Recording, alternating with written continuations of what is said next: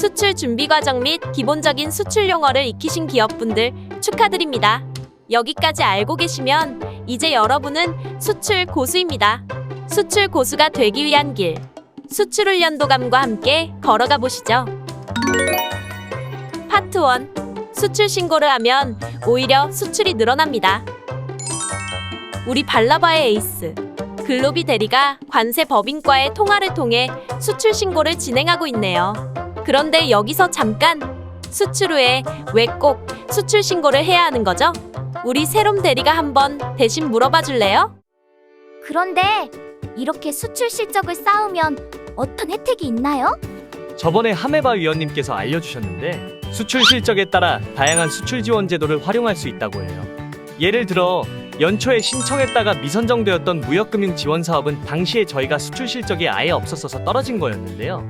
이제는 수출 실적이 어느 정도 쌓였기 때문에 하반기에 다시 도전해 보려고 합니다. 대리님, 그럼 수출 실적은 어떻게 확인할 수 있을까요? 한국무역협회나 한국무역통계진흥원의 사이트에 들어가시면 수출 실적 증명원을 발급받을 수 있습니다. 아니면 국세청 홈택스에서 수출 실적 명세서를 조회하는 방법도 있습니다. 혹시 수출 실적이 있으면 수출에 필요한 각종 자금도 지원받을 수 있나요? 네, 대표님. 수출 제품을 생산하는 데에 들어가는 비용 등 필요한 자금을 지원받을 수 있다고 합니다. 우와, 수출 자금을 지원받게 되면 기업 부담이 확 줄어들어서 더 많은 제품을 생산하고 수출할 수 있겠어요. 맞아요. 그리고 부가가치세도 영세율이 적용됩니다.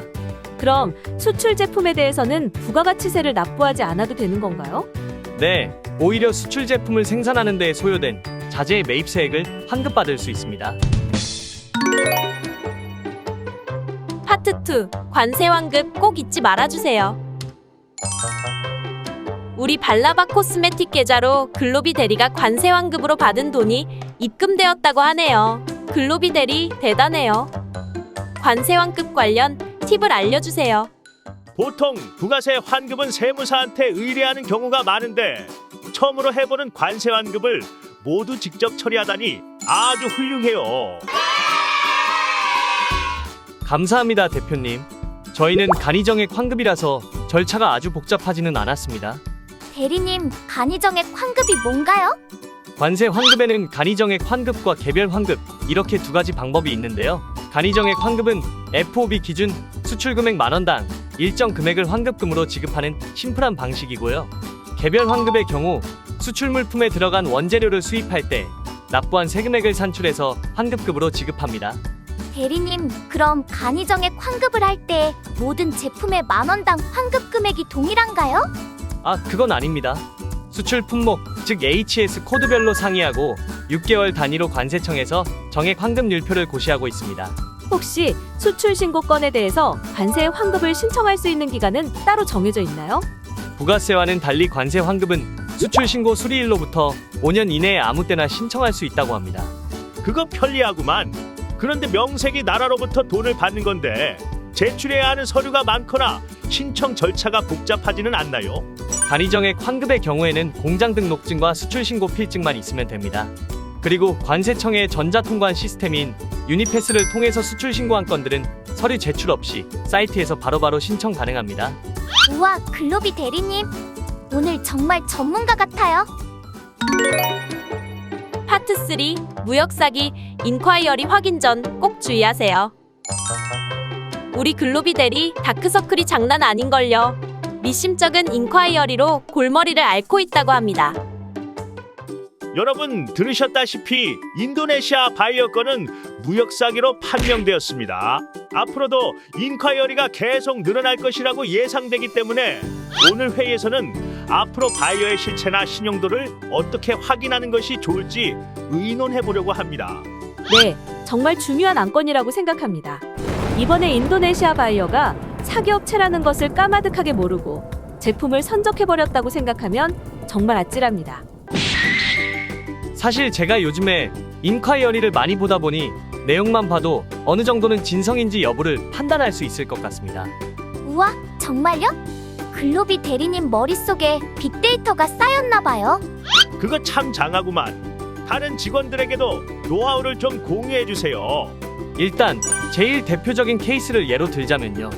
자기가 인콰이어리를 보냈으면서도 문의 메일에 특정 제품명 대신 유어 프로덕트와 같이 모호한 표현을 지속해서 쓰는 등 관심 있는 품목이 구체적이지 않거나 저희가 생산하지도 않는 제품군에 대해 문의를 하는 경우가 있습니다.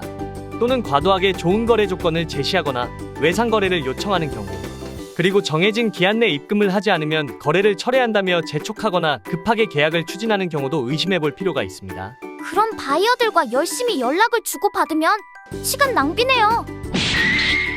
그러고 보니 지난번에 하메바 위원님이 주신 무역사기 발생 현황 및 대응 방안 자료에 무역사기의 대표 유형 7가지가 정리되어 있었어요. 그래요. 요즘은 어떤 사기가 많다고 하나요? 바이어가 제품에 대한 대금을 이미 송금했다는 내용의 송금증을 위조해서 보낸 후 제품을 선적하라고 한다거나 제품을 이미 손에 넣은 후에 의도적으로 결제를 거부하기도 한다고 합니다. 서류까지 위조해서 보여주면 까딱 잘못하다가 속겠는걸. 그럼 우리 같은 중소기업이 사기를 당하지 않으려면 어떻게 바이어를 검증해야 할까요? 일단 이번처럼 코트라에 상담을 요청해서 해외 무역관을 통해서 확인하는 방법이 있을 것 같아요. 코트라 홈페이지에서 온라인 상담을 신청하면 해외 무역관을 지정해서 문의할 수 있습니다. 만약에 바이어의 공장이나 사무실에 방문해서 존재 여부나 규모를 보다 확실하게 확인하고 싶은 경우에는 유료 서비스인 바이어 실태조사를 이용할 수도 있습니다. 한국무역보험공사에서 국외기업 신용조사 보고서를 신청해서 확인하는 방법도 있습니다. 필요하다면 수출입보험에 미리 가입해도 좋고요. 내가 말 안 해도 우리 직원들이 이미 리스크 방지를 위해서 다 준비하고 있었구만. 여러분들이 있어서 안심이 되네요. 파트 4. 무역 클레임은 어떻게 대처해야 하나요? 승승장구하는 우리 발라바 코스메틱에 문제가 생겼다고 하네요. 태풍으로 인한 항공편 결항으로 선적 스케줄이 변경되었고 미국 바이어가 클레임을 제기했다고 하네요. 하메바 위원님, 이럴 땐 어떻게 해야 하죠? 혹시 미국 선적권에 대해서 수출 계약서는 사전에 작성했나요? 계약서는 따로 작성하지 않았고 커머셜 인보이스로 대체했습니다. 잘 아시듯이 무역 거래를 할 때 계약서 작성이 필수는 아닙니다. 이번에 발라바에서 하신 것처럼 오퍼시트나 커머셜 인보이스로 대체하기도 하죠. 하지만 신규 바이어와 거래를 할 때에는 이런 클레임 발생에 대비하여 계약서 작성을 해두시는 것을 권해드립니다. 계약서를 작성할 때에는 수출자의 고의과실이 아닌 사유로 손해가 발생한 경우에 면책할 수 있는 조항을 꼭 삽입하고 클레임이 발생했을 때에는 어떻게 처리할지도 기재하는 게 좋습니다. 위원님, 혹시 계약서 양식이 따로 있나요? 양식이 별도로 정해져 있는 것은 아닙니다. 인터넷에서 물품 매매 계약서 양식을 다운로드 받으신 다음에 참고해서 작성하시면 됩니다. 저희 같은 중소기업은 법률적인 것은 잘 몰라서 계약서에 어떤 조항을 넣어야 할지 전혀 감이 안 오는데요. 계약서를 작성할 때마다 변호사에게 검토를 받기에는 비용이 너무 많이 발생할 것 같고요. 걱정하지 마십시오.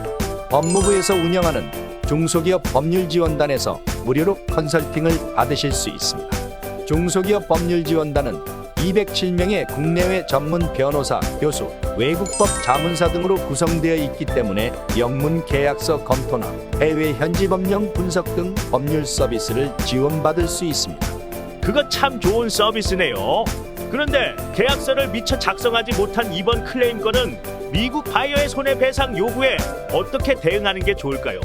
무역 클레임은 합의, 조정, 알선, 중재, 소송 등의 방법으로 해결해야 하는데요. 보통은 대화를 통한 합의로 해결되는 경우가 대부분입니다. 대화를 했는데도 합의가 잘 되지 않는 경우에는 제3자를 조정인 또는 중재인으로 선정해서 해결하거나 국가기관인 법원의 판결에 따라 강제적으로 해결하는 경우도 있습니다.